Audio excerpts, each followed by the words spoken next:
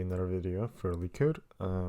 Previously I was talking about two sums. We'll leave a link on a info card above so you guys can watch that video. That was the first question on LeetCode that I solved in Swift. Two sums is a really popular question that is often asked in one of the fan companies, which is why I decided to start with the first one. And then today I went through a LeetCode problem that I find is very interesting. And there aren't many Swift solutions online, and many of them are really n squared for the solutions in time complexity. If you don't know what time complexity or space complexity is, I highly recommend you search through that because it is a topic that will often be asked in your coding interviews. When you apply for software engineering jobs, they will often ask you for the time complexity and space complexity for many of your solutions. And I'll try to do that here. I myself am not a professional at this at all either. I learn as I go. So, if I get the wrong time complexity, please just leave it down in the comments below. Let me know. Also, if you like any videos like these, please let me know. And make sure to give this video a thumbs up if you did like this video and you want more content like this. Anyways, to get started, this is first missing positive. So what we want to do is that we have an assorted integer array, find the smallest missing positive integer, and here are some examples. So with an array of 1, 2, and 0, the next positive integer would be 3, whereas the next one is 2, and then the last one, because it's a bunch of positive integers above 1, it is 1. So what they want for us is to have an algorithm that runs in O of n, which means that it only runs through once of the number of elements that are given. So if you're given 5 elements, you should only have a for loop, one for loop. That's it. If you have 2 for loop, it becomes n squared. And you should use constant extra space. So extra space should be O of 1. So like, for example, you can have one variable is what it means. At least that's what I'm assuming. If I'm wrong, again, please leave it in the comment below. Anyway, so to get started with this, I would recommend writing it out by hand and figuring it out there, and that's exactly what I did. So just to get started, obviously the default value would be 1 here. That's the default results. Obviously the first integer, the smallest, would always be 1. So to get started, we want to create a variable, and we're going to call smallest positive int.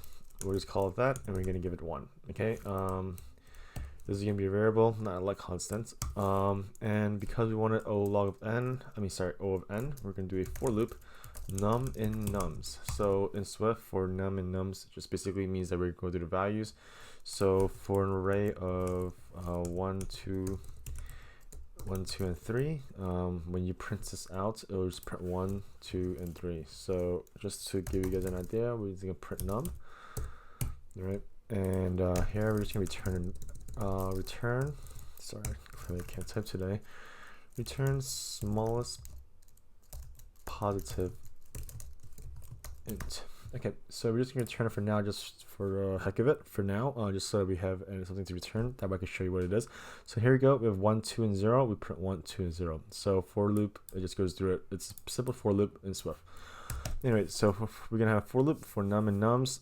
What we want to do is check. So if nums.contains the smallest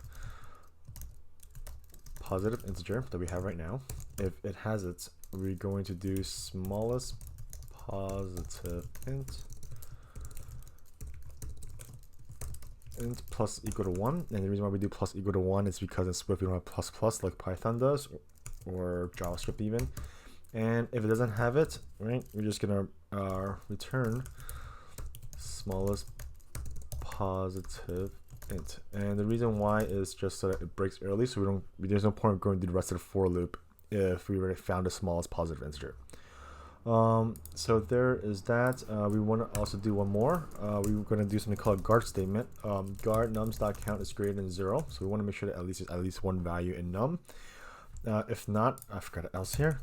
So guard nums.count is greater than 0, and it will continue on from here. It will just continue on this way.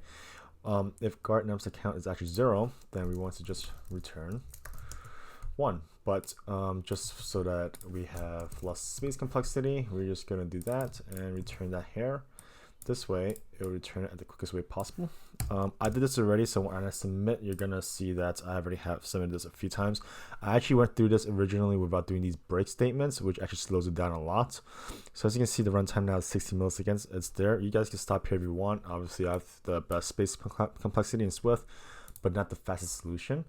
If you guys want to stop here, feel free. So when I did not do the else break, the time complexity is like double the time. So as you can tell, I finished 16 seconds, and this is 32 milliseconds. It's a lot slower just because we didn't break it. So if you ever get this problem in one of the fan companies or whatnot, always try to be as efficient as possible. So here, we know that if we don't find that value immediately, we just stop that for loop. We don't have to continue going on. It's just a waste of time, basically. So here we submit again, 60 milliseconds. We know that already. So thank you for watching this video. I hope you enjoyed it.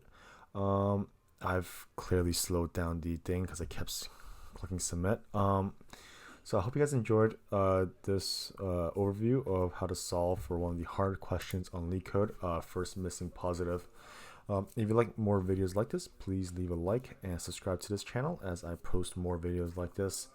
And let me know in the comments below if you have a faster solution than this or a better solution. Feel free to let me know, and let everyone else that comes by this video know. Thank you and have a good day.